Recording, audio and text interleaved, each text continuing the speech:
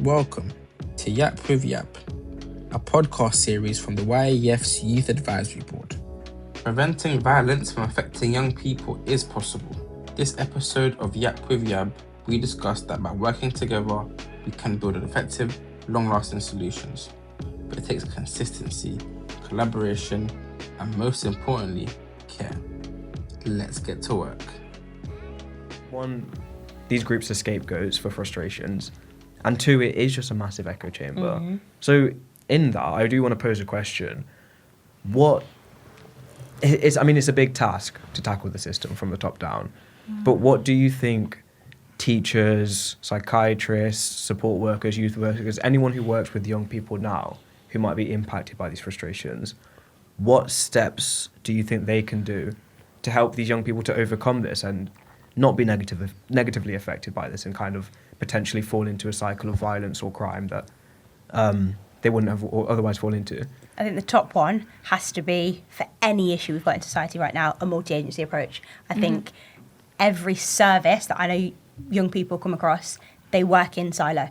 So if you're accessing CAMS, if you're going to a school, if you're going to a youth club, they're all completely separate. Yeah. We can't all serve one young person without all sharing bits of information. I know there's GDPR, confidentiality, but if we're going to do that young person justice, we all have to be working together.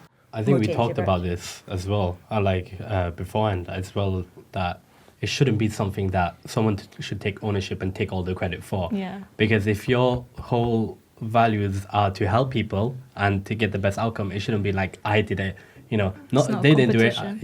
It should be like, we did it together. We're working as a multi-approach, like a multi-organizational approach. Like, that's how it should be. I don't think we should point fingers and be like, we're the ones that actually help this young child get into a future. So. I guess also, I think we need to be consistent with young people as well. I think young people might have so many different professionals in and out of their life, and how is that beneficial to them?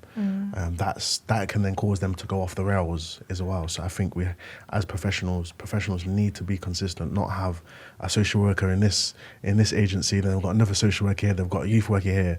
I think that we need to remain and we need to stay consistent in young people's stability as well. Yeah, exactly. And more long term. If you're a commissioner watching this, 8 to 12 weeks is not enough. And I think we need to also celebrate diversity within these organizations, having multiple people from all different backgrounds and also age group for young people to relate to, and also kind of see themselves in these like professional roles, you would say.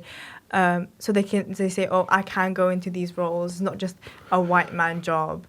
A black person could go in, a woman can go in. It's just celebrating diversity and honoring that is really important for young person's life. Coming to that, it should also be like understanding like the young people, they're individuals, they're so unique, so different. So when you are actually like getting them to support, that the reason that we need so many different like services, because it's like one child will not have like the same type, like they will not need the same thing that the other might need because they're going through like different things. Like it comes down to like their ethnicity, their background, and even their own individual differences. And it is important that they're like getting that help. And like what I personally think and how young people should be supported, like make example like in school, I think there should be a more focus on well-being and trying to like help the students, not just like get the best grade, because essentially what you want is like more, let's say, efficient students, but how efficient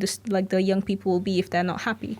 How they've not had breakfast. Exactly. We need to actually look out for the young people and not treat them as like schools as businesses. There are young people who are still like growing and still trying to learn and how to live in the world, and they are confused, they are scared, and they are acting on them being afraid, and that's what leads them to like going to criminality and those places, because they are like acting on their fear. Not having anyone that represents you, it makes you feel so isolated, and in that it knocks your confidence so much.